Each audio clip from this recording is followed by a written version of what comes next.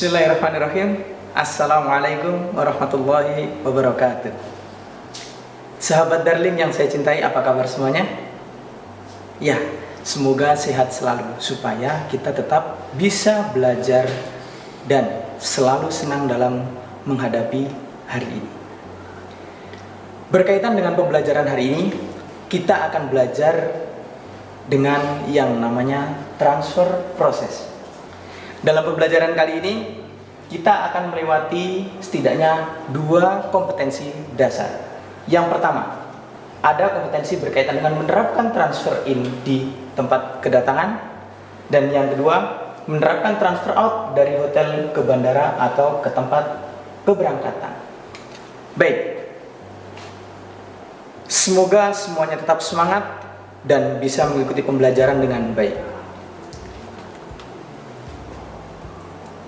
Sebelum kita melangkah pada pembelajaran, sebaiknya kita mengenal tentang kosakata-kosakata atau glosarium yang digunakan dalam kegiatan transfer in dan transfer out. Yang pertama, ada kata onboard activities. Apa yang dimaksud dengan onboard activities? Onboard activities adalah kegiatan selama di dalam kendaraan. Jadi pada saat pramu wisata atau pemandu wisata memberikan informasi di dalam kendaraan, itu disebut onboard activities. Atau melakukan pengabsenan, membacakan daftar list di dalam kendaraan, itu disebut dengan onboard activities. Yang kedua, ada paging board. Apa sih yang dimaksud dengan paging board? Nah, paging board adalah alat yang digunakan untuk memampang nama wisatawan yang dijemput. Ketika seorang pramu wisata datang untuk menjemput, contoh misalkan di bandara, bagaimana cara tahu wisatawan tersebut bahwa kita yang menjemput? Nah, kita menggunakan paging board, ya. Nanti akan ada gambarnya. Yang ketiga, rooming list. Rooming list adalah lembaran yang berisi nomor kamar wisatawan. Biasanya rooming list ini nanti diberikan oleh pihak hotel kepada travel agent, dan travel agent akan memberikan kepada pramu wisata yang bertugas pada hari itu. Selanjutnya ada checking list. Checklist yang digunakan untuk memastikan ketersediaan perlengkapan. Ini sebagai salah satu bahan utama dalam kegiatan sehari-hari yang harus dibawa oleh seorang pramu wisata, supaya dia tidak lupa atau bahkan tidak kehabisan barang yang biasanya menjadi kebutuhan utama dalam kegiatan wisata. Yang selanjutnya ada packing list.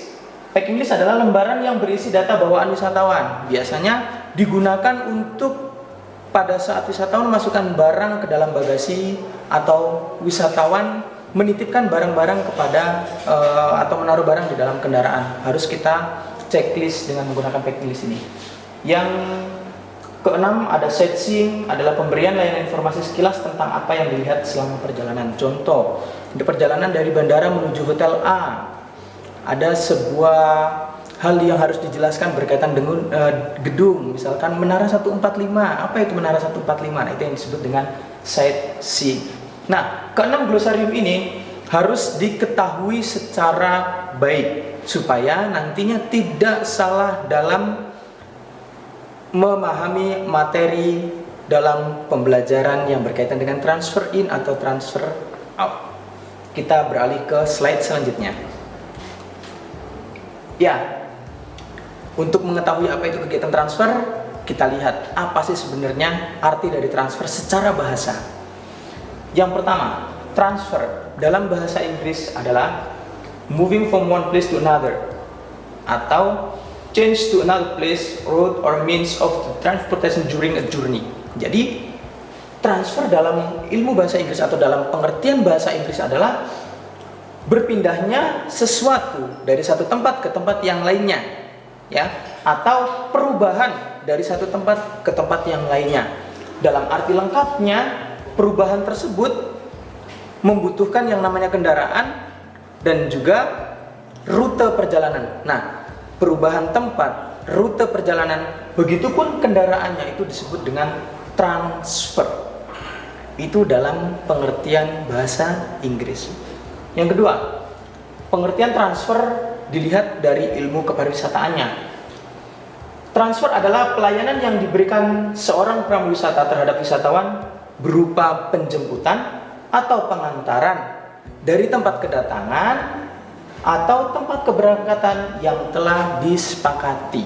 Ingat, kata disepakati di bawah ini harus digarisbawahi. Kenapa? Karena itu akan menjadi titik awal bertemunya seorang pemandu wisatawan dengan wisatawan itu sendiri. Ada dua macam transfer yang perlu diingat.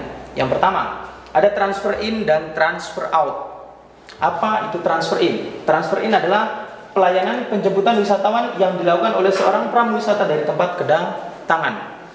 Jadi, misal ada pramuwisata yang mendapatkan order untuk menjemput tamunya di bandara.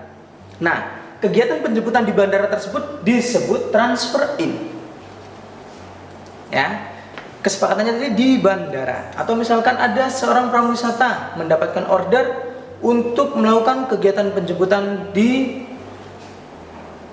pelabuhan atau di terminal. Nah, itu macam-macam tempat kedatangan. Yang kedua, ada transfer out. Apa sih yang disebut dengan transfer out? Transfer out adalah pelayanan pengantaran wisatawan yang dilakukan oleh seorang pramuwisata ke tempat keberangkatan atau ke tempat pemberangkatan. Jadi, biasanya transfer out ini dilakukan di akhir kegiatan sebelum wisatawan itu meninggalkan negara yang dikunjunginya. Ya. Jadi kita rangkum sedikit berkaitan dengan pengertian dan jenis transfer dalam pemanduan. Kalau dalam bahasa Inggris, transfer adalah moving from one place to another, artinya berpindah dari satu tempat ke tempat yang lainnya, dan termasuk juga rute beserta kendaraannya pun disebut dengan transfer. Kalau dalam arti pemanduan, transfer adalah pelayanan yang diberikan oleh seorang pramuwisata terhadap wisatawan, baik berupa penjemputan atau pengantaran ke tempat keberangkatan. Ada dua macam transfer, transfer in dan transfer out. Bisa dilihat pengertiannya. Oke, kita berlanjut ke slide selanjutnya. Dalam sebuah kegiatan, harusnya ada kebutuhan-kebutuhan yang harus disiapkan. Nah, setidaknya ada 6 kebutuhan utama yang harus disiapkan oleh seorang pemandu wisata sebelum melakukan kegiatan transfer in dan transfer out. Apa saja? Yang pertama, paging board. Nah, paging board ini biasanya kalau tidak diberi oleh travel agent yang memberikan order kepada kita, artinya kita juga harus membuat paging board tersebut dengan tulisan nama wisatawan yang akan kita jemput. Yang kedua ada name list atau room list. Nah, room list ini yang tadi saya jelaskan di awal pada saat menjelaskan glosarium, biasanya diberikan oleh pihak hotel kepada travel agent, dan travel agent itu menyampaikan kepada pemandu wisata yang sedang bekerja pada saat itu.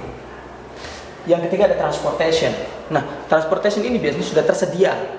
Ketika kita ditunjuk oleh travel agent atau sebuah travel agent memberikan order kepada kita untuk melakukan kegiatan transfer in ataupun transfer out, biasanya mereka pun sudah menyiapkan transportasi tersebut. Tinggal kita berkoordinasi dengan siapa driver dan co-driver pada hari itu. Ya. Yang keempat, tourist culture, budaya wisatawan. Itu perlu kalian ketahui. Kenapa? Supaya memudahkan kita sebagai pemandu wisata untuk membaur, untuk berkomunikasi, dan untuk bisa melayani secara baik wisatawan-wisatawan yang ada. Yang kelima, driver contact number. Nah, ini tadi yang saya sampaikan. Ketika sudah diberikan transportasi oleh pihak travel agent, catat dan jangan sampai lupa nomor-nomor driver dan co-driver. Yang keenam, berkaitan dengan kegiatan atau berkaitan dengan peraturan-peraturan yang ada di negara kita. Selanjutnya, ketika kita sudah menyiapkan kebutuhan-kebutuhan awal kita siapkan juga kebutuhan berkaitan dengan informasi yang akan kita sampaikan kepada wisatawan. Apa saja sih? Nah, yang pertama ada currency. Apa itu currency? Currency itu adalah perbedaan mata uang dari negara wisatawan atau asal negara wisatawan yang berkunjung ke negara kita dengan negara kita. Contoh, misal datang tamu wisatawan dari Amerika. Biasanya kalau Amerika itu uangnya dolar. Nah, datang ke negara kita. Kalau mereka mau berbelanja atau mau membeli sesuatu, nggak mungkin mereka menggunakan dolar. Ya, jadi kita sampaikan kepada mereka bahwa di negara kita yang berlaku adalah mata uang rupiah. Jadi dolar harus ditukarkan ke rupiah. Nah, kita harus mengetahui hari itu berapa kurs dolar terhadap rupiah. Contoh misalkan 1 dolar ini harganya 14.500 rupiah. Jadi harus ditukarkan. Itu berkaitan dengan currency. Yang kedua, tentang perbedaan waktu. Contoh misalkan datang tamu ke negara kita berasal dari Amerika. Perbedaan waktu antara Amerika dan Indonesia itu berapa? 12 jam. Harus disampaikan. Supaya apa? Supaya semuanya set up jam tangan mereka atau handphone mereka. Ya, atau misalkan datang tamu dari Malaysia, berapa perbedaan waktunya dengan Indonesia? 1 jam. Nah, disampaikan karena itu akan menjadi parameter mereka dalam saat berkegiatan.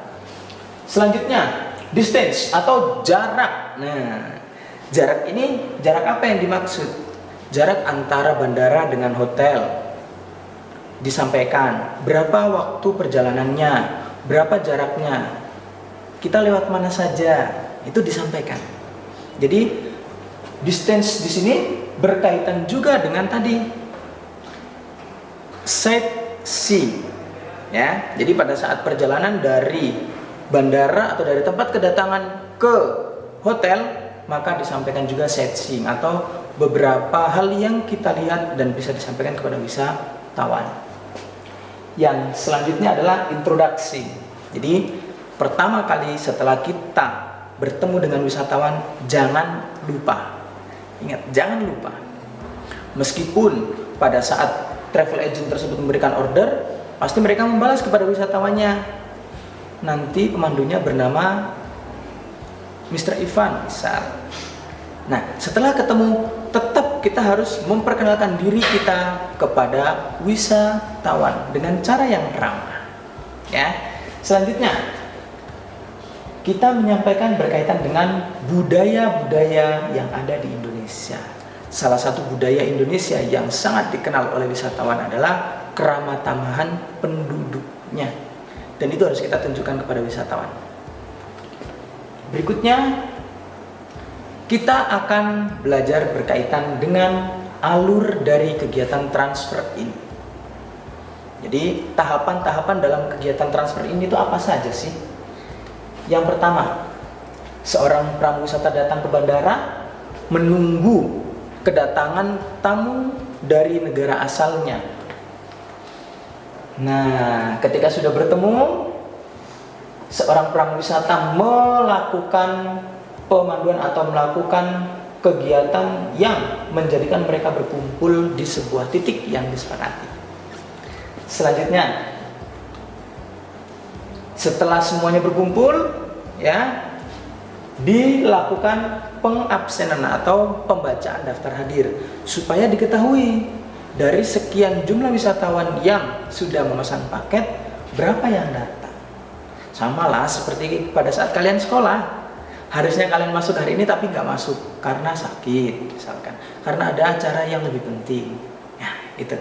Jadi tetap harus diabsen supaya pramuwisata ini mengetahui jumlah asli di lapangan berapa dan jumlah pesanannya berapa. Oke. Setelah itu hubungi driver untuk menyiapkan kendaraannya. Baik itu nanti di sana menyiapkan kendaraan dan melakukan bagasinya dimasukkan ataupun yang lainnya. Jadi ketika sudah berkumpul tamu wisatawannya, dilakukan pengabsenan atau pembacaan daftar hadir, kita kontak drivernya. Setelah dikontak drivernya, kita jalan, berangkat kita kemana? Ke hotel. Nah, inilah alur kegiatan transfer ini. Dari penjemputan di bandara, pengumpulan wisatawan, pembacaan daftar hadir, kontak driver, dan perjalanan menuju hotel. Itu kegiatan transfer in. Yang kedua,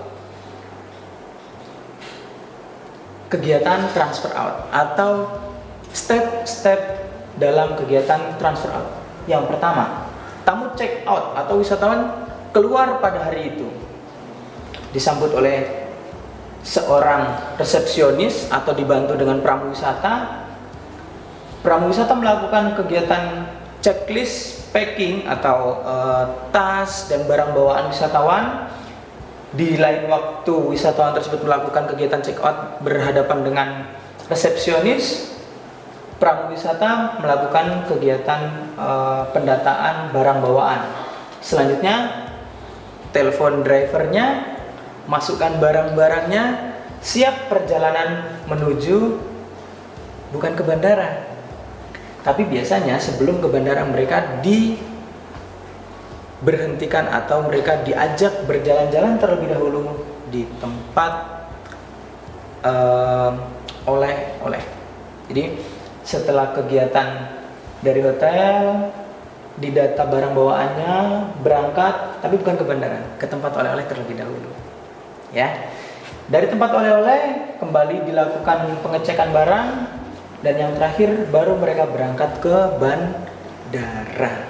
Ya, jadi ini adalah step-step kegiatan transfer out.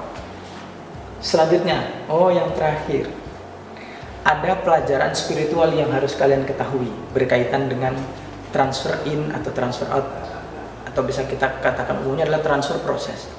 Apa itu? Nabi Muhammad meriwayatkan bahwa kita harus memuliakan tamu yang datang ke negara kita. Atau Nabi Muhammad berpesan kepada kita bahwa kita harus memuliakan tamu yang datang ke rumah kita. Ketika tamu datang ke rumah kita, kita menjemput sampai depan pintu, mempersilakan dia masuk, mempersilakan duduk, dan menyuguhi makanan-makanan yang enak.